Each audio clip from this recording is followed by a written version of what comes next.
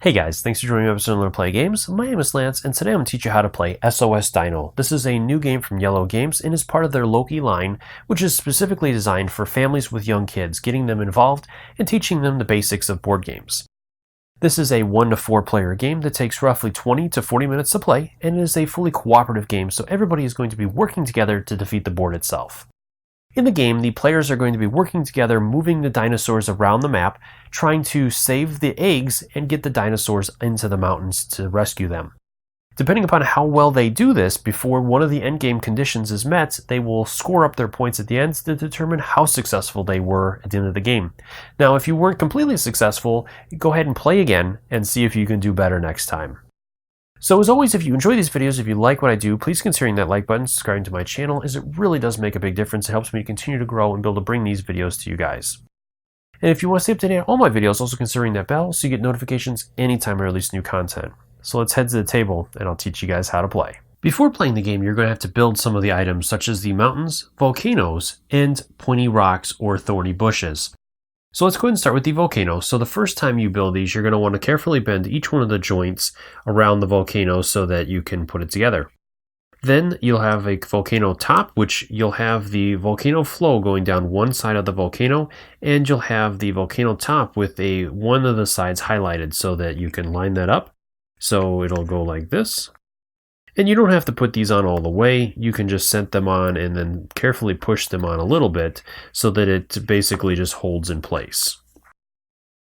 With the pointy rocks and thorny bushes, you're simply going to have each end line up and you'll slide them together. And like I said, you'll do the same thing with the thorny bushes, and you'll construct all of these. If you're not using the thorny bushes, you do not have to construct those, as they are a variant, so you do not have to use those in your normal games. Finally, the mountains are the same thing. Each time you build a mountain, you want to carefully bend each of the joints the first time to get everything to line up. And then again, you'll place the mountain top on. And again, you don't have to place these on very hard. The one other thing to notice on these is that two of the ends are going to have this little cutout on them, and that's where you're going to slide that into the board, and I'll show you that during setup. Before moving into setup, I want to go over the tiles real quick. So first off, you're going to want to separate the four-way tiles, one of each of the colors, and you can identify these easily because they're double-sided with the same image on both sides. Then we have the meteorite tiles. Each one of these will allow you to move a dino 2 spaces, and it will have an image on it is where it'll be placed on the board, and I'll show you this more later. Then there are 3 different images on the tiles that you'll notice.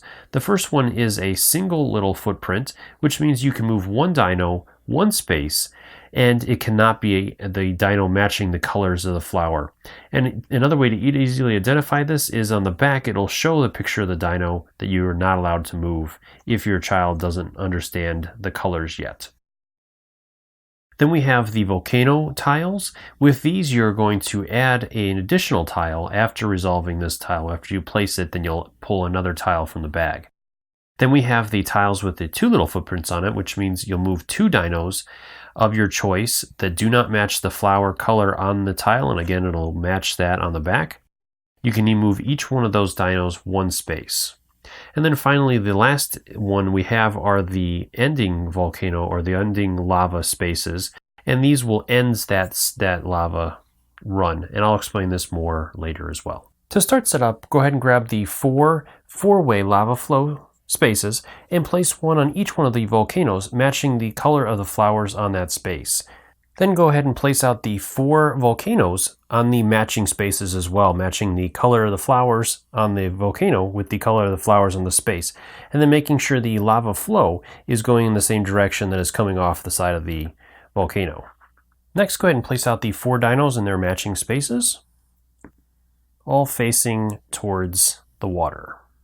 Then go ahead and place out the 4 mountains, again with the edge lining up with the side of the board. Then go ahead and grab the 6 egg tokens and place one of the eggs in each one of the nests around the board. Go ahead and grab the spiky rock 3D tokens and place them out in each one of their locations. And you can do the same thing if you're using the thorny bushes, or alternatively, if you want to use the thorny bushes versus using the spiky rocks, it's totally up to you and how you want to play. Finally, go ahead and grab the bag and place all of the tokens in it, and then pass it to the player that you've chosen to be the starting player, which you can do in any manner you want. SOS Dino is a fully cooperative game, which means that all the players are working together to rescue the dinos and the eggs. This game is going to be played over an undefined number of turns, and during each player's turn they're going to follow 3 steps. This is going to continue until one of the 3 endgame conditions is met, which is the last dino on the board climbs a mountain, the last dino on the board is eliminated by lava or meteorites, or there are no more danger tiles in the bag. Each player's turn consists of 3 steps which are done in order. So let's go ahead and move into the game and start our player's turn. So our player is going to start by drawing a danger tile from the bag. So once they do, then they're going to show the tile to all the other players. And then the second step is placing that tile on the board. In order to place it, you're going to look at the flowers and match the color of the flowers with the volcano, the matching color. And then you're going to place the tile, connecting it with the lava flow. So with our tile here, we could place it like this, or we could turn it and place it like that. It's up to us, so I'm gonna go ahead and have it like this. From there, then the third step is to complete the action that is on that tile. So with this one, it's going to tell us that we're going to move one dino 1 space, except for the dino that matches the color of the flowers. And if you're not sure, always check the back of the tile and it's going to tell you which dino and which one cannot move. So with us, we cannot move our dino here, but any of the other 3 can move. In order to move a dino, you can move them in straight lines. You cannot move diagonally. So in order for this dino to move, he can move back 1 space or to either one of the sides. He cannot move forward because the water space is not allowed to be moved into. So we'll go ahead and move him back 1 space. From there, then the player can pass the bag to the next player. Before moving on, I want to cover some of the other tiles that you're going to run into. So the first one we're going to look at is the meteorite tile. So when you draw one of these, you're going to place the tile in the matching symbol space, and then you'll get to perform the action on there so you can move 1 dinosaur up to 2 spaces, and it can be any of the 4 dinosaurs. So let's go ahead and move our guy over here 2 spaces. The next one we have is the one that has the 2 dinosaur little footprints on it. So with this one, you can move 2 dinosaurs 1 space each. And again, you cannot move the dinosaur that matches the color of the flowers. So let's go ahead and do that there. And then we'll move 2 of our dinosaurs. So we'll move 1 here and 1 there.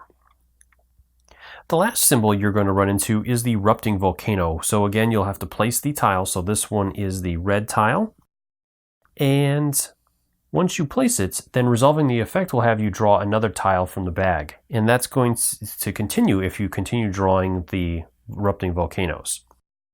Now there's another one that you're going to run into, which is the end cap tile. So with this one, again, you'd have to place it. And when you have a lava flow that is ended, that means that you cannot place any more connecting ones on there unless there's another path that is opened up. So with this one, this would end this lava flow, and the next time we draw a flower matching that color, the volcano is going to explode. And so we would remove the volcano from the board, and this will open up new pathways. Now, if down the line, all of those pathways have ended, then any additional tiles that are drawn for that are simply discarded and you'll redraw. Now, when placing a tile, there's a couple other important things with it. You can, when you place a tile, if it is on a space that contains an egg or dinosaur, then they are going to be destroyed and removed from the game. And you can never place a tile on top of an obstacle, which obstacles again are the spiky rocks, the thorny bushes if you're using them, and the meteorites that have their tiles on them already. Now you can also never place a lava tile on top of another lava tile, and if 2 lava flows connect, then they're both considered ended, and so they would cause their volcanoes to erupt if you draw another symbol, unless there's other pathways again that you can place them on. With all these volcanoes erupting and all this lava coming down, how do we save the dinos and their eggs? So anytime you move a dino onto a space that contains an egg, you're going to rescue that egg and place it on top of a mountain. Likewise, if you have a dinosaur and you move them onto a mountain, then that dinosaur is going to be rescued and is also out of the game for the rest of the game. So let's look at an example of this. Let's go ahead and say that we drew this tile, which is going to allow us again to move 2 dinosaurs 1 space. So we'll place it here, and then we'll move our guy over here onto the egg space. So he rescues an egg, and you can place it on any mountain. It doesn't matter which. And then let's go ahead and move our brontosaurus back 1 space as well. There are 3 different ways for the game to end. When the last dino on the board climbs a mountain, When the last dino on the board is eliminated by lava or meteorites, or if there are no more danger tiles in the bag. Once one of these conditions is met, then the players are going to move into the end of the game and the scoring step. So during this step, each dino on the mountain is going to get 2 points. Each egg that you saved is going to get 1, and eggs still in their nest do not get any points. Dinos still on the board and not on a mountain at the end of the game do not give any points either. So let's go ahead and total this up. We have 1, 2, 3, 4 eggs for 4 points, and 2 dinos that'll get us 2 points each for another 4 points, or a total of 8 points. Now we did have an egg still out there, which is not going to get us any points as well, so then we're going to consult the chart on the side, as you can see here. And 4 to 6, 8 points are going to get us. Rescuing dinos is a full job. You need to be a bit more experienced. To be a pro, don't give up. So this will give your kids a chance to continue and try to do better in the game, knowing that they did okay and that they won the game, but there's always a little bit better that they can do as well. Well, I hope you found that video helpful. If you have any questions or comments, leave those in the comment section below and I'll do my best to answer them.